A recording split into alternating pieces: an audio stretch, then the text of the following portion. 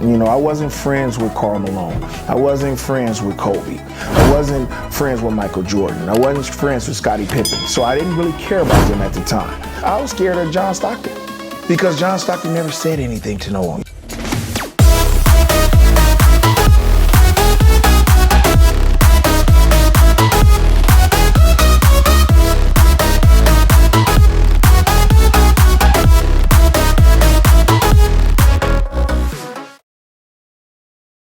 Welcome to Fair Game. I'm Christine Leahy, and my guest today is a 9-time NBA All-Star, an NBA champion, a 2-time Olympic gold medalist, and an NBA Defensive Player of the Year. He's known simply as The Glove. Gary Payton, thanks for coming in. Thank you for having me. So on this show, we do a lot of research, and as I'm doing this research, I come across your highlights, the alley-oop passes, the steals, the drives to the basket. Do you ever just go online and watch your own highlights? I don't like watching myself. It doesn't give me any satisfaction, and I don't know why. I mean, it was one of them things where I didn't want to watch myself. Whatever I did, I wanted to be always a surprise to me. I really started watching it one time with my younger son. My younger son would bring it into the room or into the thing and say, "Dad, you did this, you did that." And I'll watch it and then I'll be like, "Ooh, I was pretty incredible sometimes." So that's it, that's all I say. And then I don't watch it anymore. You know what else was incredible? Your trash talking. Everyone's got to know about the trash talking with you. Is it true that you once told someone that you're not going to even be in the league next year, and then you found out later that you actually hurt his feelings?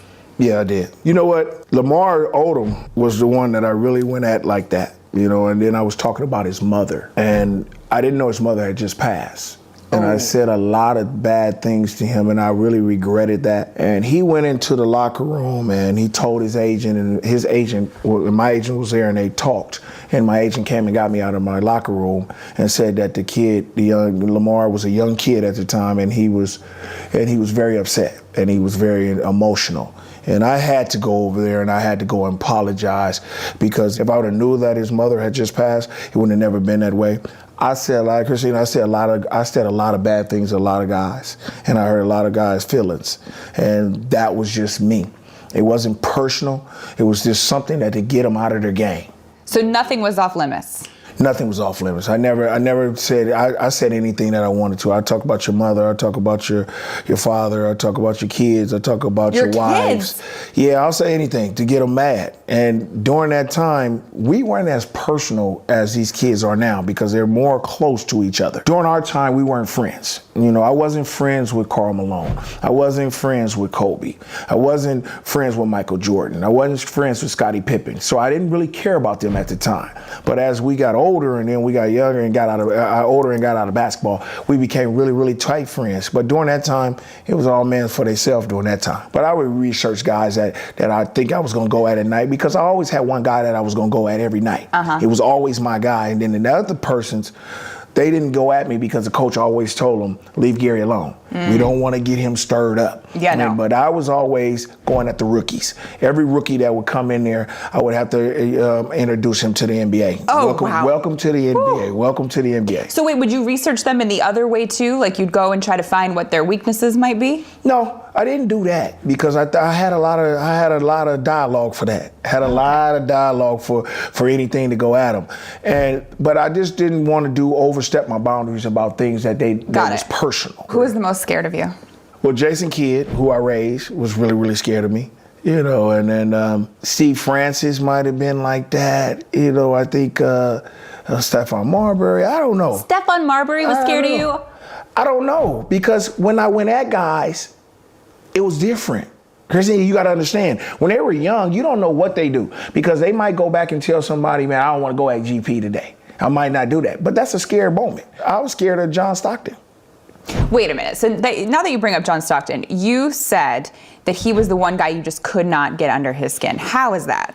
Because John Stockton never said anything to no one. He didn't never say nothing to me. When I go at him and I say something about him, he'll just walk like he didn't see me, like I wasn't even there. And then if I say something, anything about him, I cuss or anything, he'll just walk away. And that was a problem. When you don't give me a response, that really hurts me, because then you're not listening to me. And he was the only guy that ever did that, never listened to me. And then I figured it out. I said, I gotta stop talking to him. I just got to play him. And I got to beat him with what he does. Don't say nothing to him and go at him. And when I start going at him and I figured him out, they start doubling me and they start switching players on me. And they didn't let him guard me at one point. And then I said, okay, I figured him out. I figured him out. Don't say nothing. Just go at him. And then the game became more competitive with me and him. It wasn't like I was scared of him. Imagine what it would have been like then if other players had figured out that they just shouldn't say anything to you. It would have been harder. It would have been real different. It would have been harder. And then in our era, we always was like this. We didn't want our buddies to come back and say, oh, he punked you.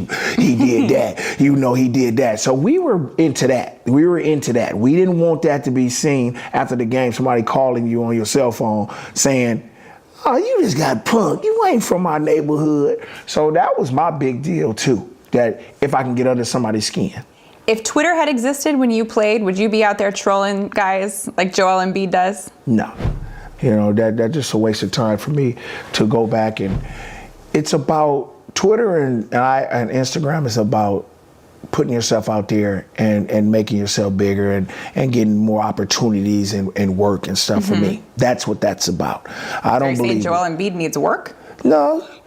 He gonna need work in a few, you know what I'm saying? So that, you don't think he's making enough millions right now? Everybody makes a lot of millions. Christine, I made a lot of millions, but you're gonna get to the end of your career, and then if you build a foundation, what is your foundation gonna be? It's just like I'm sitting here talking to you right now. If I wasn't Gary Payton the Glove, the Hall of Famer, I probably wouldn't be on this show. So I built myself to do things to be like that. And with him right now, he got a great platform right now, social media. Social media, if you keep getting him to 3 and 4 and 6 million people, he's gonna always have something to do and build himself up. So I'm guessing a lot of this kind of toughness in you and the trash talking came from your dad. He was called Mr. Mean. That was on his license plate, right? Right. He never gave you a compliment. Never. And I heard he actually spanked you in high school in class. Wasn't spanking, that's a beating. You know, you won't get spanked at high school in 11th, 12th grade. You get in there and you get knocked out. Oh, like he spanked you. Yeah, I get it. Not a spank. No, not a spank, but he hit me. You know what I'm saying? In front of your classmates. In front of the classmates. This is before, now, Christine, this is before you can call the police and then they'll come get you. You know, people wasn't doing that. But my father was really tough. And I think I disrespected a teacher. Her name was Miss Lyles. She was my favorite teacher. She was my math teacher.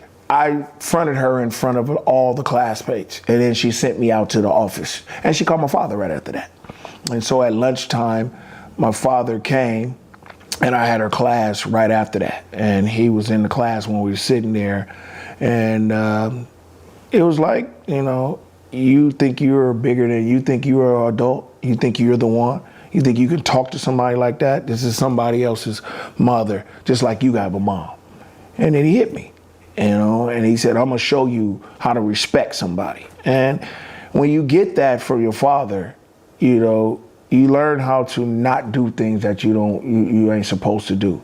You know, you get embarrassed in front of somebody like that when you think that you're bigger and you think that you're growner than what you are. And and that's crazy with my kids now. I tell them all the time, you don't know much as I do because I done been through everything you're trying to go through right now. So how you gonna disrespect me when I'm trying to help you? And that's what my father installed in me. Don't be disrespectful to anyone. And that's what I did. Except for on the court.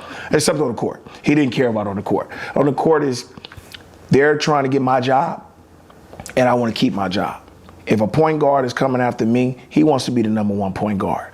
And and if I'm the #1 point guard, he's going after that spot. So I don't respect him. If it was my brother or my mom on the court and I played against her, and him, she's not my mom at that time. He's not my brother at that time. Afterwards, you're gonna be my mother and you're gonna be my brother. Right now, you're my enemy because I'm trying to win a basketball game just like you're trying to win a basketball game.